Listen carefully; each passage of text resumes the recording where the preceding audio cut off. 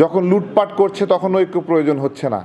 হ্যাঁ, যখন নিয়োগ বাণিজ্য করছে, যখন জালিয়াতি করছে, যখন সমন্বয়করা গিয়ে লুটপাট করছে, বিভিন্ন খবরদারি করছে, তারপরে জেলা প্রশাসক অফিসে গিয়ে ওখানে কাজ কি ওরা কেন যায় এখানে, এগুলো করার সময় কোনো ঐক্য প্রয়োজন হয় না। যখনই দেখে যে ওরা মানে ঠিকে গেছে, কোনো আপনার হলো বিপদে পড়ছে অথবা কোনো কলঙ্কিত হয়েছে, তখনই ওরা জুলাইয়ের স্পিডের কথা বলে এবং বলে ঐক্য লাগবে। এর আগে পর্যন্ত ঐক্য প্রয়োজন হয়নি। হ্যাঁ, তো আমরাও এই ধরনের ঐক্য চাই না যে ঐক্যে ওদের সঙ্গে মিলেমিশে ভাগ বাটোয়ারা করে খেতে হবে। আমরা ওই ঐক্যটা চাই না। ঠিক আছে, আমাদেরকে বলছিল যে আপনারা যুবকরা সবাই মিলে ঐক্যবদ্ধ হন। ঐক্যবদ্ধ হয়ে কি ঐক্যবদ্ধভাবে সচিবালয়ে ঢুকে আগে এনসিপি একা খাচ্ছিল, এখন আমরা সবাই মিলে খাবো? তো এই ঐক্য আমাদের আদৌ প্রয়োজন নাই। আমাদের যেটা প্রয়োজন, জনগণের সরকার প্রয়োজন, একটা কার্যকর সংসদ প্রয়োজন। কার্যকর সংসদ না হলে যেটা হয়, এটা বিক্রি হয়ে যায়, বুঝছেন? পুরো সংসদ কখনো বিক্রি হয় না। পুরো সংসদে 300 জন মানুষ হ্যাঁ না ভোট হয়, সবাইকে এক পক্ষে ভোট দেয়, অন্তত সেখানে দৃশ্যমান হয় যে কিছু মানুষ বিরোধিতা করতেছে। এখন কোনো কিছু বিরোধিতা হয় না। এখন কি হয় দেখেন, ডক্টর ইউনূস সংস্কার করার জন্য একটা লিস্ট বানাইছে, সেখানে রাজনৈতিক দলগুলোর হ্যাঁ এবং না টিক চিহ্ন দেওয়াই, তাই না? টিক চিহ্ন দেওয়াই, তাই না?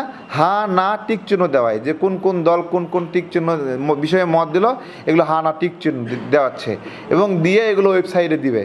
বেসিক্যালি এটা ওই যে বেইজ্জতি করার জন্য, কিছু জায়গায় সিন ক্রিয়েট করতে চাই, ব্ল্যাকমেইল করতে চায় রাজনৈতিক দলগুলোতে, এগুলোতে দেখানোর জন্য একটা করতেছে। আচ্ছা, যখন এই যে বন্দর নিয়ে, করিডোর নিয়ে সিদ্ধান্ত নিল, তখন হ্যাঁ না টিক চিহ্নের প্রয়োজন হলো না? রাজনৈতিক দলগুলোর হ্যাঁ না মতামতের প্রয়োজন হলো না তখন? না, বন্ধ দেওয়ার সময় আগেই গিয়ে চুক্তি করে আসছে। হ্যাঁ, করিডোর দেওয়ার সময় আগে তাকেই যায় মাথা নিচু করে সিধা দিয়ে আসছে। এখন এটার জন্য হ্যাঁ না চুক্তি প্রয়োজন নাই। আমরা যেই সকল বিষয়ে ডক্টর ইউনূসের সাথে একমত পোষণ করছি, হ্যাঁ বলছি যেগুলোতে, সেইগুলোও তো বাস্তবায়ন করছে। মত ছিল যে 6টা-7টা জেলা কমিটি আর 35টা উপজেলা কমিটি হলেই নিবন্ধনের জন্য আবেদনের মানে শর্ত পূরণ হবে। কই, এত সুন্দর একটা প্রস্তাব তো মানা হয়েছে। তো যেগুলো আমরা হ্যাঁ বলছি এগুলোই বাস্তবায়ন করেনি। আর ডক্টর ইউনূস আমরা হাঁও বললাম না, নাও বললাম না, আমরা কোনো মতামতই দেইনি, আমাদেরকে ডাকাই হয়নি, সে নিজে যায় করিডোরের বিষয়ে মতামত দিয়ে দিতেছে এবং কতগুলো নোংরামি খেলা খেললো। প্রথমে পররাষ্ট্র উপদেষ্টা সে বললো করিডোর দেওয়ার বিষয়ে এরকম একমত নীতিগত সিদ্ধান্ত নিয়েছে, শব্দটা বলেন নীতিগত সিদ্ধান্ত, এবং ওরা দায় যে ইন্ডিয়ান মিডিয়া থেকে একটা নিউজ হয়েছে নাকি, ইন্ডিয়ান মিডিয়া থেকে নিউজ হয়েছে নাকি এখানে উপদেষ্টা আগে বলছে। এরপরে দেখেন, পররাষ্ট্র উপদেষ্টা একটু মুখ পাতলা মানুষ, যে কারণে উনি এগুলো ফটফট করে বলে ফেলে আর সরকার বেকায়দায় পড়ে যায়, সত্যটা ফাঁস করে দেয়। এরপর শফিক সাহেব বললো করিডোর বিষয়ে কোনো আলোচনা হয়নি।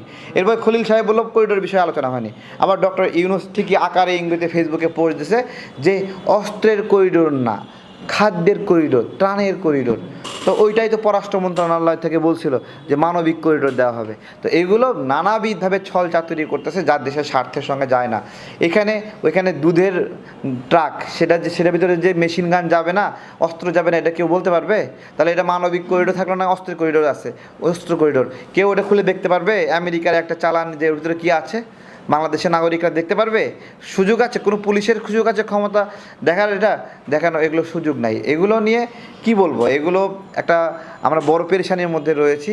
দেশের সার্বভৌমত্বের সংকট তৈরি হয়েছে এবং আমাদেরকে একটা অন্যরকম বেকায়দায় ফেলে দেওয়া হয়েছে। আর আমরা যখন এই অন্যায়গুলো প্রকাশ করছি, তখন ডক্টর ইউনূস অভিমান করছে।